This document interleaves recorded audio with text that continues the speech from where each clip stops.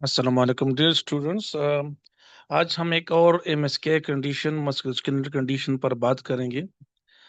We have already 9 student here and बाकी जितने भी आएंगे उसको हम शामिल करते रहेंगे और लेक्चर्स की रिकॉर्डिंग भी स्टार्ट होगी, आप लोगों के साथ इंशाल्लाह शेयर की जाएंगी।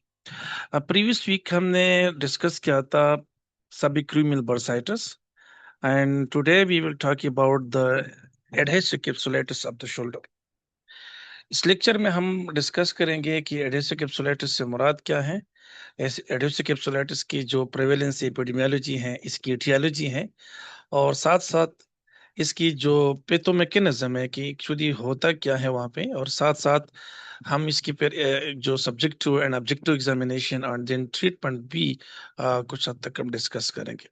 हमारी कोशिश ये रहेगी कि इसको आज 2 सेशन में हम कवर कर ले एडिशिव कैप्सुलाइटिस को। थोड़े से एक्स्ट्रा डिटेल में इस प्रेजेंट है, 100+ स्लाइड्स है, but we will try to cover it in this 2 hour session. लेकिन जो यहाँ से रह जाता है इंशाल्लाह that will be discussed just prior to the next class. Adhesive capsulitis नाम अगर इसके देखें, it's made up two word adhesive capsulitis. नाम से जाहिर है कि कैप्सुलाइटिस जो है, कैप्सूल एंड आइटिस, ये अगेन टू वर्ड से बना है। सो कैप्सुलाइटिस जो है, this is when there is inflammation of the capsule, that is I itis जो है या आईएस जो है, जब भी किसी वर्ड के साथ डिस्काइटिस है, मायोसाइटिस है, तो ये वर्ड जब भी किसी के साथ आ जाती है, that simple mean the inflammation of that structure, जैसे हम टेंडनाइटिस बोलते हैं। तो आइटिस जो है that is used for the inflammation condition, and capsule mean the structure which is give that passive stability to the joint, specifically the large joint, all the synovial joint. This capsule is the characteristic of the all synovial, जो भी synovial joint होगा उसमें capsule present होगा। अब यहाँ पे दूसरा word जो है, इसका क्या मतलब है एडहेसिव। तो शोल्डर जॉइंट में जब कैप्सूल इन्फ्लेम हो जाता है, सो इनिशियली तो there is only inflammation, but after some time, महीने 2 महीने के बाद जो है, वहां पर फेब्रोटिक चेंजेस आ जाते हैं, जिसकी वजह से कैप्सूल जो है ये इसमें एडहेजन्स आ जाते हैं। It mean it become just like hard structure, thickening thicken हो जाती हैं, और इसकी जो स्ट्रेचिंग कैपेसिटी है ये थोड़ी सी जो है लिमिट हो जाती है। और यही वजह होती है कि because of that restriction, because of that limitation in the stretching capacity of the capsule, shoulder joint जो है ये थोड़ा सा स्टिप हो जाता है, वहां पे मूवमेंट जो है, रेंज ऑफ मोशन ये लिमिटेड हो जाती है। सो ये दो मैकेनिज्म यहाँ पे, एक तो एडहेजन्स होती हैं बिकॉज ऑफ दैट इंजरी के बाद जो है, इन्फ्लेमेशन के बाद the capsule becomes stiff and that become fibrotic, उसकी वजह से इसको एडहेसिव कहा जाता है। और कैप्सुलाइटिस मीन कैप्सूल जो है, वहां पे स्टडीज जो हिस्टोपैथोलॉजिकल स्टडीज है वो यही शो करते हैं कि यहाँ पर जब इसके टिश्यू को माइक्रोस्कोपिक स्टडी किया गया, तो वहां पे मुख्तलिफ जो इंफ्लेमेटरी साइटोकाइंस हैं वो जो है इसमें उसके कंपोजिशन में पाए गए। सो और अभी भी जो है इसमें डिपेंड है कि इधर देयर इज इंफ्लेमेशन और there is no such inflammation, but majority of the studies जो हैं they are supporting the theory that there is actually the inflammation of the shoulder capsule. So adhesive capsulitis जो है, और यही जो लोग इसको सपोर्ट नहीं करते, यानी जो लोग उस पर क्रिटिसिज्म करते हैं कि actually there is no information there, तो वो कहते हैं कि this capsulitis is misnomer. Misnomer medical में उसको कहते हैं कि जब एक गलत नाम यूज किया जाता है, जैसे मिसाल, एक और मिसाल जो है बेसल गेंगलिया जो है। अब गेंगलिया वर्ड जो है collection of cell bodies outside central nervous system, while basal ganglia structure they are present inside central nervous system। लेकिन स्टिल वो नाम जो है टेक्स्ट बुक में, लिटरेचर में रिसर्च अभी भी जो है रेड यूज होती है। सो दैट गेंगलिया जो है बेसल गेंगलिया में, दैट इज मिसनॉमर, और actually this is the basal nuclei. यहाँ पर भी जो है वो समझते हैं, समझते हैं कि ये इंफॉर्मेशन नहीं होती, तो इस कहते हैं कि there is no this capsulitis word जो है ये गलत है। यहाँ पे वो सिंपल कहते हैं कि this is stiff shoulder, frozen shoulder, there is no inflammation. खैर, हम जो है मेजॉरिटी की तरफ जाएंगे and we will consider that there is this is the inflammation of the capsule along with some adhesions in the that general capsule. अच्छा, shoulder capsule जो है ये बाकी शोल्डर जॉइंट कैप्सूल से थोड़ा सा मुख्तलिफ है। और डिफरेंस ये है कि जैसे नी जॉइंट के कैप्सूल है या हिप जॉइंट के कैप्सूल है, एल्बो जॉइंट के कैप्सूल है, इस कैप्सूल के साथ साथ बहुत सारे जो मीन थ्री एंड लेगेमेंट जो हैं ये भी ब्लेंडेड है, मतलब मिक्स है, जैसे glenohumeral ligaments, the interior, the middle and that inferior complex. साथ साथ जो है इस कैप्सूल के साथ टेंडन भी जो है ये इसके साथ ब्लेंडेड अटैच है, like the long head of the bicep tendon, rotator cuff tendon. तो इसी वजह से जो है ये इसकी कंप्लीट जो when it is being inflamed और when it is being with adhesions, तो यहाँ पर बहुत सारी कॉम्प्लिकेशन इसकी आ जाती है। और यही वजह होती है कि एडहेसिव कैप्सुलेटर्स जो हैं ये अमूमन आइसोलेटेड फॉर्म में बहुत कम होता है, और ये बाज़ औक़ात बहुत डिफिकल्ट हो जाता है कि either this is the case of adhesive capsulitis और this is the case of some other shoulder pathology. It's very important कि क्लिनिकली हम इसको डिस्टिंग्विश करें। किस तरह डिस्टिंग्विश करेंगे, and we will discuss them in the upcoming slides. So adhesive capsulitis sometime उसको frozen shoulder भी कहा जाता है, स्टिफ शोल्डर भी उसको कहा जाता है। This is characterized by initially painful and later progressively restricted active and passive glenohumeral joint range of motion. It mean सबसे पहला जो स्टेज शुरुआत होती है that is only pen in the shoulder, और फिर तकरीबन 1.5 और 2 मंथ्स के बाद जो है इसमें फिर जो रेंज ऑफ मोशन जो है ये स्टिफनेस और ये लिमिटेशन शुरू होती हैं। सो हम टू इम्पोर्टेंट सिम्टम जो है जो एडहेसिव कैप्सुलाइटिस के साथ एसोसिएटेड हैं, this is pain and limited range of motion. अब कौन सी लिमिटेड रेंज ऑफ मोशन होती हैं? सबसे ज्यादा जो वहां पे लिमिटेड होती हैं, this is the external rotation of the shoulder and the abduction. उसके बाद जो है बारी आती है इंटरनल रोटेशन की, और लास्ट में जो सिवियर केस उसमें फिर फ्रिक्शन जो है ये भी लिमिटेड हो जाती है।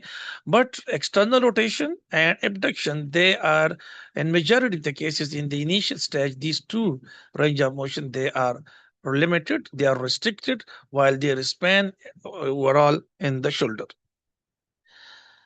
सो पेशेंट शोल्डर जो है यहाँ पर that will be not a single point pain, बल्कि पेशेंट जो है इसको इंटीरियरली, मीडियल साइड पे, लेटर साइड पे, सुपीरियर साइड भी, ओवरऑल जो है इसको इस एरिया पे उसको पेन मिलेगी जहां पर ये सर्कल्स आपको नजर आ रहे हैं। सो वो ये चूंकि उसमें बहुत सारे स्ट्रक्चर इसके साथ अटैच है जैसे हमने कहा, सो that is not a single point at the capsule, उसमें लिगामेंट्स, उसमें टेंडन्स, ये सब जो इन्वॉल्व हो जाते हैं। दैट्स वाई यहाँ पे ओवरऑल जो है उसको शोल्डर पेन होगा। And this is actually the capsule. This is the long head of the bicep tendon. This is the the supraspinatus tendon. That is the coracohumeral ligament, and all these structures they are involved with this condition. So there is initially there is inflammation. When there is inflammation जो है पहले stage में, and after few months या we can say just 2 months जो है यहाँ पर फिर इस कैप्सूल की थिकनेस हो जाती है, इसकी फेब्रोसिस हो जाती है, और श्रिंकिंग भी स्टार्ट हो जाती है। एंड इफ इसको अर्ली जो है ट्रीट नहीं किया जाता तो इसकी कंडीशन जो है और इसकी जो स्प्रेडिंग है ये वर्सन हो जाती है। So this is an inflammatory condition, और यही इन्फ्लेमेशन जो है बाद में fibrosis. What we mean by the fibrosis, इससे मुराद या फिब्रोसिस से मुराद ये है कि नॉर्मली कैप्सूल जो है ये कोलेजन फाइबर्स जो है इस पे प्रेजेंट होती है, और ये काफी स्ट्रिच होती हैं। और इसमें जब भी हम कोई शोल्डर मूवमेंट करते हैं, और that may be in the sagittal plane, they may be in the coronal plane, और may be in the that scapular plane, हम एलिवेशन करते हैं, फ्लेक्शन करते हैं, एक्सटेंशन करते हैं, एबडक्शन करते हैं। सो द ह्यूमरल हेड जो है ये इजीली जो है इस ग्रेन्यूल जॉइंट कैप्सूल के अंदर जो है रोटेट होती है, मूवमेंट हो जाती है, बिकॉज ये काफी जो है रूम दे देता है इसको मूवमेंट के लिए। ये जो कैप्सूल है ये काफी स्ट्रेचेबल है, और कितना ये उसको ये तकरीबन अप टू 6 मिलीमीटर जो है ये इसको स्ट्रेच दे देता है। अगर यहाँ पे इंफॉर्मेशन हो जाती है और फिब्रोसिस हो जाती है, तो ये जो स्ट्रेचिंग कैपेसिटी है, ये फिर जो है लिमिटेड हो जाती है। और when someone is trying to move in that beyond 90 degree, तो फिर उसको वो स्ट्रेच जो है कैप्सूल वो नहीं मिलेगा, और इसलिए वो रिस्ट्रिक्शन काज करेगा। तो इससे हम ये कह सकते हैं कि फिब्रोसिस से मुराद जो है, दिस इज दैट, जो स्ट्रेचेबल कैपेसिटी है उसके खत्म होना, और कैप्सूल का थोड़ा सा सख्त होना। और ये जो है ये सम टाइम जो है ये नॉन रिवर्सिबल चेंजेस होती है। तो लेकिन डायरेक्टली नहीं होता, ये प्रोग्रेसिवली डिजीज है, यानी initially there is inflammation and after that जो है फिब्रोसिस जो है उसमें हो जाती है। So that causes fibrosis of the glenohumerus and capsule, and then is accompanied by the gradually stiffness and significant restriction of the range of motion, typically external rotation as well as the abduction. जरूरी नहीं है कि internal rotation friction हो, लेकिन patient with pure patient with this clearly having the hydrocephalus, they will have the abduction and external rotation limited. और इसको initially जो है चूंकि ओवरऑल शोल्डर पेन कर देते हैं, जिसे हमने स्टार्ट में कहा कि यहाँ पे there is not a single point we can say that this is actually the painful area.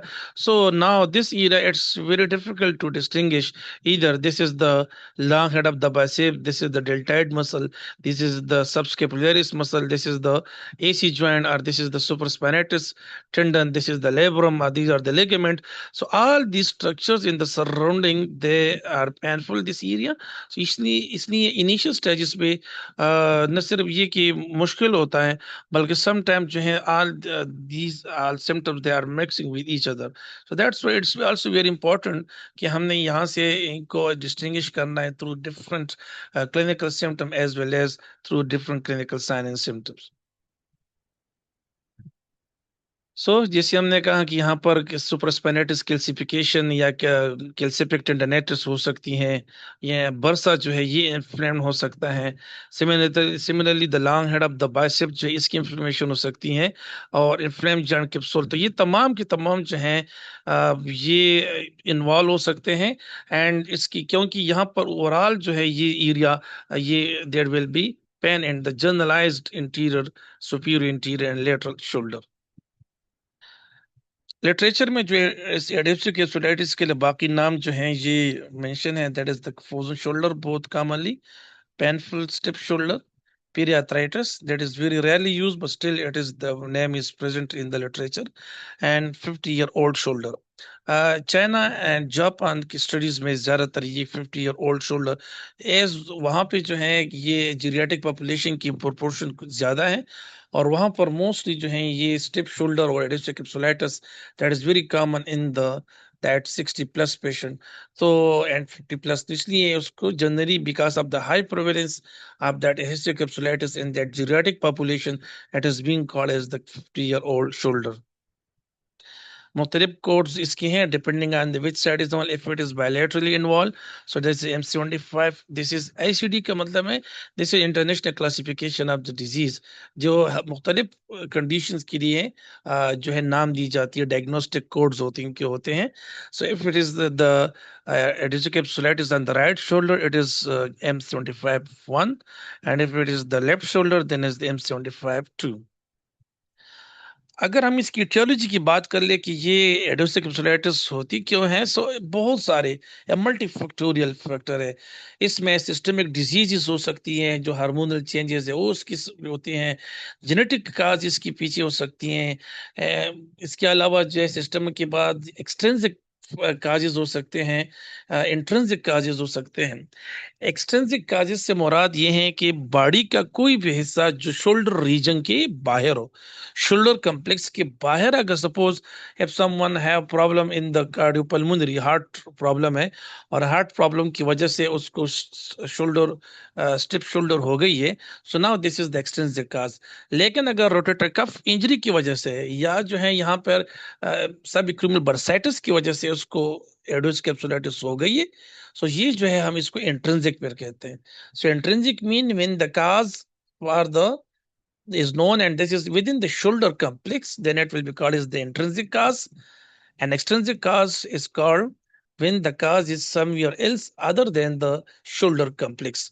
When the entire systemic disease, like stroke, like diabetes mellitus, like some hormonal changes, if that is the renal impairment, suppose, so if they are the cause of this adhesive capsulitis, they will be called as the systemic cause of the that adhesive capsulitis shoulder. जैसे हमने start में कहा कि बहुत सारी studies जिन्होंने इसकी arthroscopy के लिए और इसको पैथोलॉजी के लिए ऑब्जर्वेशन की है, तो वो यही जो है स्टेट करते हैं, उनकी यही स्टेटमेंट रिवील होती है कि this is an inflammatory condition. और उसके बाद जो है फिर स्टिफनेस और एडिशन ये बाद में आती हैं। जब ये एडोस कैप्सुलेटस हो जाती हैं तो सबसे पहले जो है ये कैप्सूल जो है इसमें बहुत सारी स्ट्रेस जो है डेवलप होती हैं, और ये स्ट्रेस जो है इसके पीछे बहुत सारे बायोमैकेनिकल काजेस भी होती है। One of them is the that alter biomechanics of the scapular as well as the granular joint mechanics alteration जो है, ये दोनों जो है कंबाइनली द ये जो अल्टरेशन है biomechanical alteration in the granular joint and in the shoulder blade, they are just predisposing the stress in that capsule, which we call as the adhesive capsulitis. There are two types of adhesive capsulitis depending on the etiology. Yeah, we can say that etiological base pe there are two causes of the adhesive capsulitis, primary and secondary. So primary adhesive capsulitis mean when the cause is unknown. We don't know that what is actually the cause of this adhesive capsulitis. It is also known as the idiopathic, and usually the majority of the cases they are the idiopathic. If the cause is known, then it will be called as the secondary. And on the basis of secondary adhesive capsulitis, it can be of three types. These can be systemic adhesive capsulitis, the extrinsic adhesive capsulitis, or the intrinsic adhesive capsulitis. The secondary frozen shoulder की जो सब categories है, systemic mean diabetes mellitus, या बाकी जो metabolic condition है, like मैंने stroke में हो सकता है कि व्हेन द बिकॉज स्ट्रोक में मसल वीकनेस हो जाती है, जिसकी वजह से patient is unable to move his or her shoulder, और उसके बाद जो है बिकॉज ऑफ दैट इनमोबिलिटी और because of that no moment range of motion muscle weakness की वजह से the shoulder become restricted and stripped. That we call as the secondary adhesive capsulitis. The most common systemic disease, that the most common secondary cause of the adhesive capsulitis is the diabetes mellitus. बहुत सारे diabetes mellitus की जो chronic patient है, अमूमन उसको जो है one shoulder में there would be some adhesive capsulitis sign and symptoms sometime in their entire life. Extrinsic factor जिसे हमने कहा कि when the cause is not systemic and this is the cause is not within the shoulder complex, for example cardiopulmonary disease, cervical disc, cerebrovascular accident, the humerus fracture, Parkinson disease, etc. So if the cause behind the adhesive capsulitis is one of them or any other condition, that would be called as the extrinsic secondary adhesive capsulitis. Intrinsic mean when the cause behind that adhesive capsulitis is within the shoulder complex, like rotator cuff pathologies, specifically the supraspinatus and the subscapularis muscle, the bicep tendinopathy, and particularly the long head of the bicep tendinopathy. Long head हम इसलिए particularly कह रहे हैं कि short head जो है ये कोराकाइड process पे अटैच होती है और इसका जॉइंट के साथ कोई ताल्लुक नहीं है, और जॉइंट के सोल से बाहर जो है अटैच होती है, इसलिए short head of the bicep जो है it has no such association with the adhesive capsulitis, while the long head of the bicep जो है and that is being associated strongly and strongly correlated with the labral lesion as well as the capsular lesion. Labrum जो है, जैसे इंशाल्लाह अगर हम discuss time में तो we will also discuss this issue, the slap lesion और labral lesion. Labrum जो है ये ग्लिनाइट केविटी के जो है एक फिब्रोकार्टिलेज स्ट्रक्चर होती है ट्रायंगुलर शेप, तो ये उसके साथ ब्लेंड होता है, और अक्सर जब स्लैप लेजन होती है या लेब्रल लेजन होती है तो उसके साथ साथ long head of the bicep भी इन्वॉल्व होती है।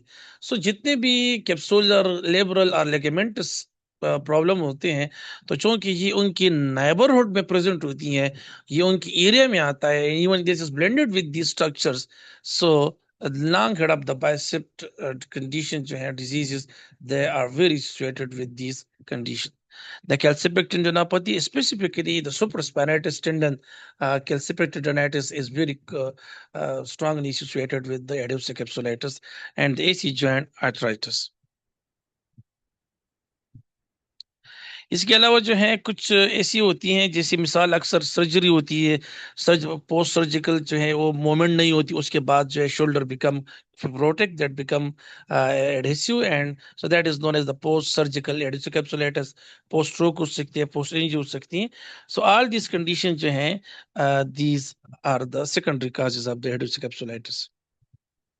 प्रेवलेंस की बात कर ले तो adhesive capsulitis जो है ये विमेन में बहुत ज्यादा कॉमन होती है और एज कम्पेयर टू मेन. और फिर अगर डिजीज की बात कर ले तो this is very common among the patient with stroke and particularly patient with the adhesive capsulitis.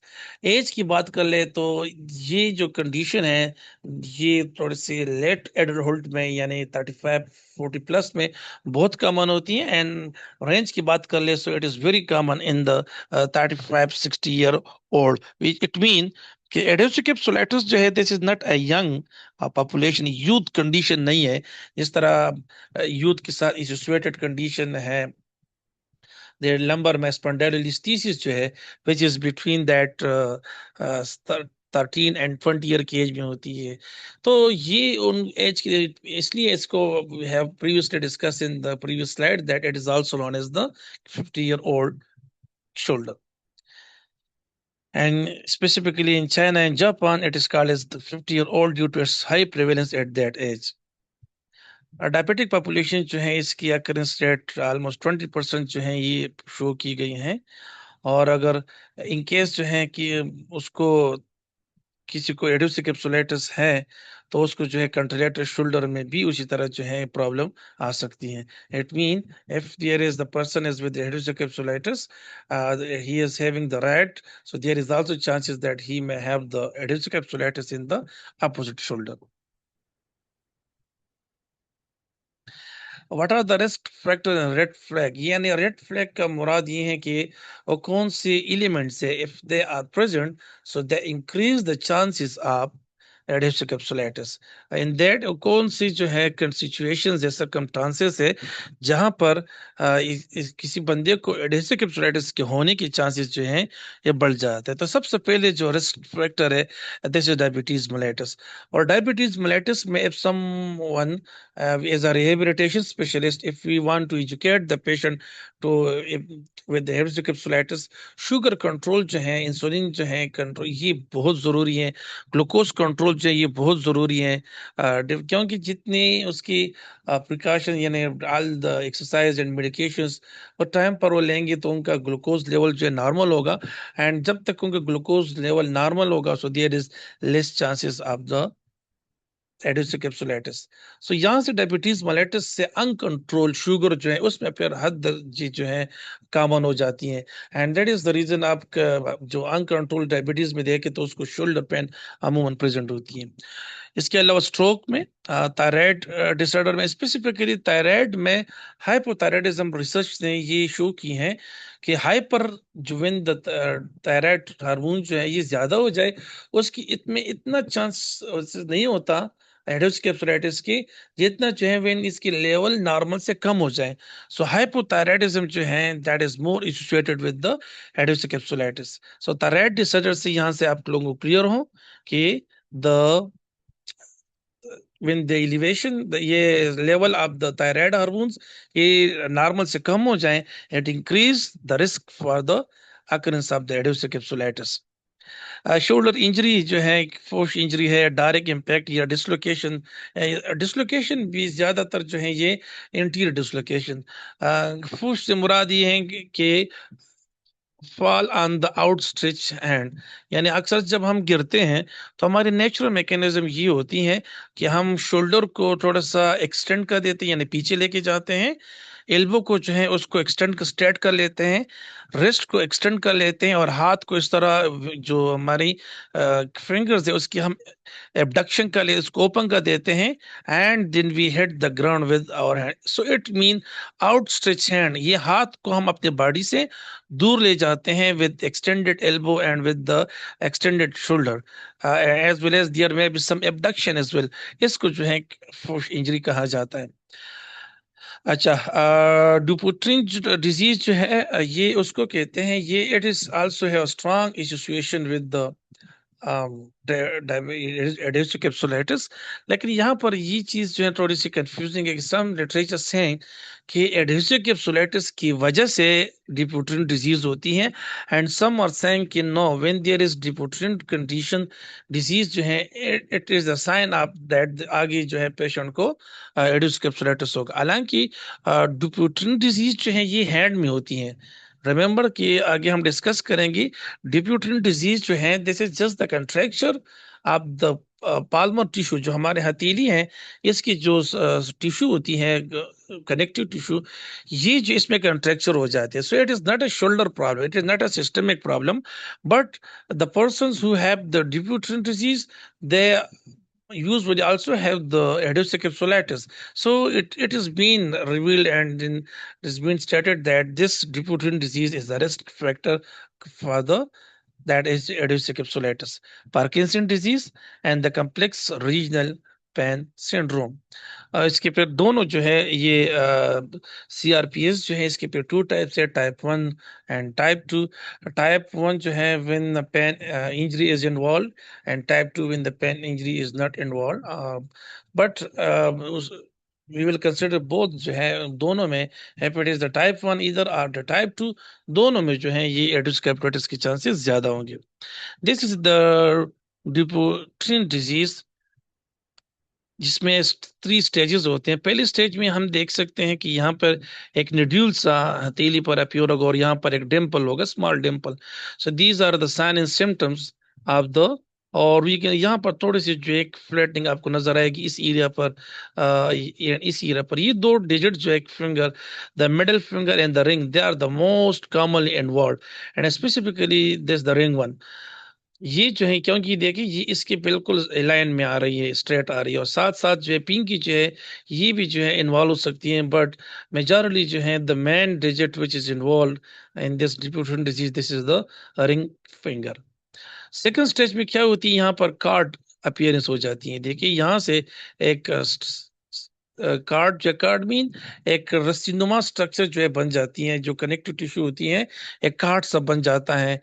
जो ये यहाँ से आपको नजर आ रहा है इस कंडीशन में, इस पिक्चर में, यहाँ से स्टार्ट हो गई है, और इसने बेंड जो है किया है, फिंगर को बेंड भी किया है, फिक्स किया है, बिकॉज ऑफ दैट कंट्रेक्चर। ये स्किन जो यहाँ पर होती है ये कंट्रैक्ट हो जाती है, और कंट्रेक्चर जो है अपने साथ जो है ये डिजिट को आगे बेंड कर देते हैं। फिर इसमें देखिए थर्ड स्टेज में यहाँ पर इसने कंप्लीटली उसको बेंड किया है। So and second and third stage जो है, इवन जो ये यहाँ पर study present study involving 58 patient with frozen shoulder, 52% were found to have deputation disease. अब देखिए ये बहुत हाई रेशो है, यानी more than half of the that adhesive capsulitis patient, they were present with the different disease, which highlighting a very strong correlation between these two conditions. Similarly, the prevalence of the frozen shoulder was assessed in patient with Parkinson disease, और वहां पर जो है ये report जो है थी कि 22.6 से लेकर 46.7 तक जो है ये फ्रोजन शोल्डर की जो prevalence है, it was ranged. Similarly, studies conducted for the prevalence of the adhesive capsulitis in the thyroid disorders, especially there was in more commonly present in the hypothyroidism. And then the hypothyroidism that increased 2.69 times more chance of the adhesive capsulitis than the person against the person who don't have any hypothyroidism. The prevalence of the hypothyroidism diagnosis was significantly higher in the that adhesive capsulitis patient 27.2 versus 10। यानी जो लोग एडोसिव capsulitis के साथ present थे तो वहां पर 27% में हाइपोथायराइडिज्म भी थी। और जो पॉपुलेशन जो है जिनमें कोई एडोसिव कैप्सुलाइटिस नहीं था तो वहां पर हाइपोथायराइडिज्म जो ये 10.7 में था।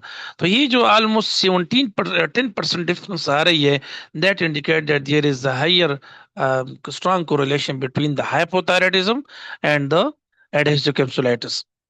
Another study that showed a higher prevalence of frozen shoulder in a patient with hypothyroidism, suggesting that active control of hypothyroidism may reduce the occurrence of frozen shoulder. यानी अगर वो अपने एलिवेट करे अपनी थायराइड हार्मोन्स लेवल को तो इससे क्या होगा, रिस्क जो है occurrence of the adhesive ये कम हो जाएगा। बाकी जो कंडीशंस है जो रेड फ्लैग या रिस्क फैक्टर एडल्ट कैप्सुलाइटिस के लिए, this is avascular necrosis, tuberculosis, shortness of breath, severe cough in the compromises of in the up to the quality of the breath, metastatic disease, rheumatisms, fever, chills, severe and inexplicable का मतलब वो होते जो हम अल्फाज में बयान नहीं कर सकते। यानी ऐसे जो हम कहते हैं ना कि दैट इज इतना शदीद होता है कि जिसको हम अल्फाज में बयान नहीं कर सकते।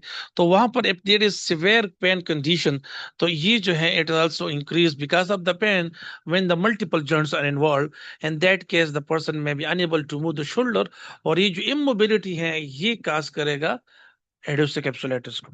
History of cancer to the individual, it is we can combine these two, the metastatic disease and the history of cancer. But metastatic disease का मतलब ये कि the person itself they have the disease, and history of cancer mean कि उसको uh, previously he or she was with the cancer but right now he or she has been recovered या उस family member में किसी को cancer है। Any suspicion of the systemic pathology or condition like the complex pain syndrome, both the type 1 and type 2।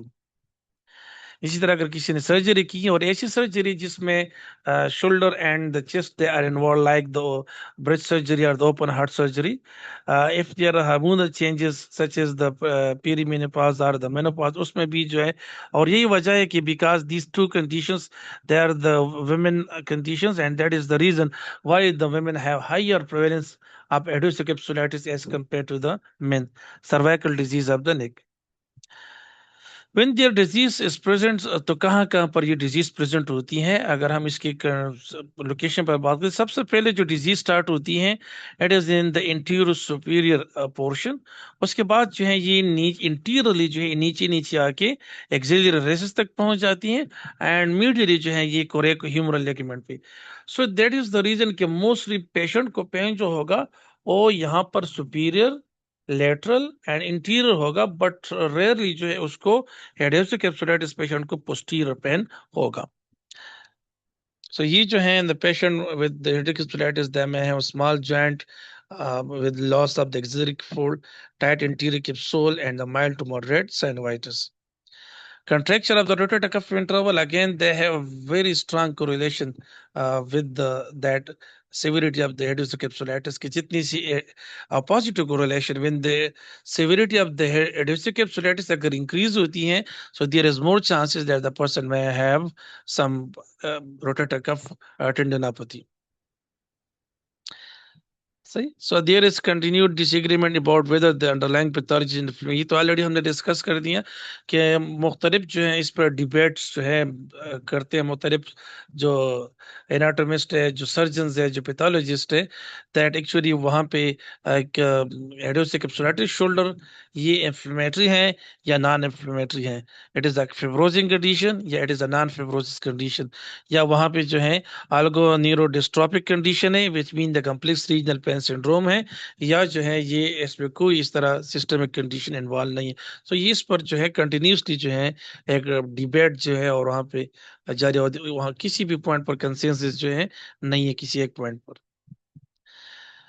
अच्छा, यहाँ पे मुख्तलिफ स्टडीज जो हाई क्वालिटी जर्नल पे पब्लिश है वो यही कहते हैं कि एक्चुअली पहले सबसे पहले इनिशियल स्टेज में इन्फ्लेमेशन होती है जिसकी वजह से पेन होती है, उसके बाद जो है फिर कैप्सुलर फिब्रोसिस हो जाती हैं, जिसकी वजह से लिमिट रेंज जो है ये लिमिटेड हो जाते हैं।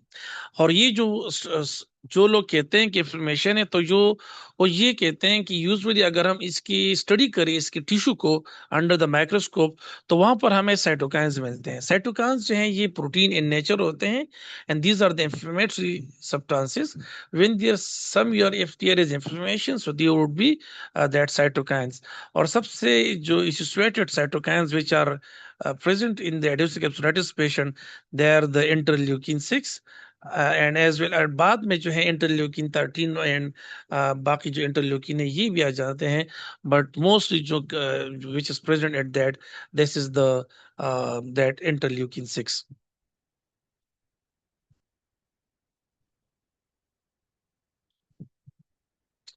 कुछ स्टडीज में ये भी कहा गया है कि यहाँ पर सबसे पहले जो जो फिब्रोसिस होती है ये होती क्यों है, और वहां पर फिब्रोसिस के साथ साथ जो है जो कोलेजन फाइबर्स होते हैं इसकी नेचर चेंज हो जाती है, यानी ये अपने टाइप जो है ये चेंज कर जाते हैं। तो because of that remodelling of the collagen जो है, और ये एक रेगुलर सी होती है एजिंग के साथ साथ जो है टाइप ऑफ कोलेजन न सिर्फ स्किप्सोल पे, बल्कि डिस्क में, बल्कि बोन में, टिंडन में, तकरीबन हर जगह पे जो है ये कोलेजेनिस जो है ये रिमॉडलिंग होती है।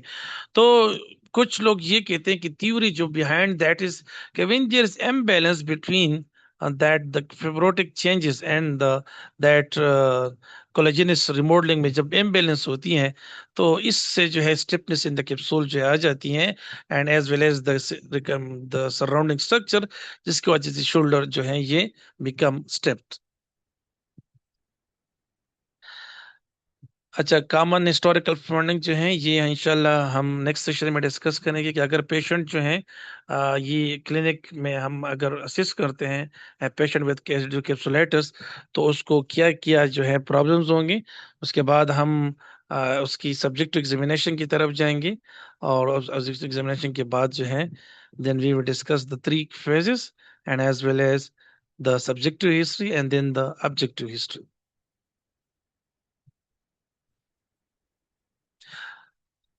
कोई भी क्वेश्चन हो तो आप नेक्स्ट सेशन के स्टार्ट में कर सकते हैं, अपने साथ जो है लेक्चर में अभी शेयर कर लूंगा, और तकरीबन 10 मिनट के बाद जो वक्त के बाद हम दोबारा से एक न्यू सेशन ले लेंगे।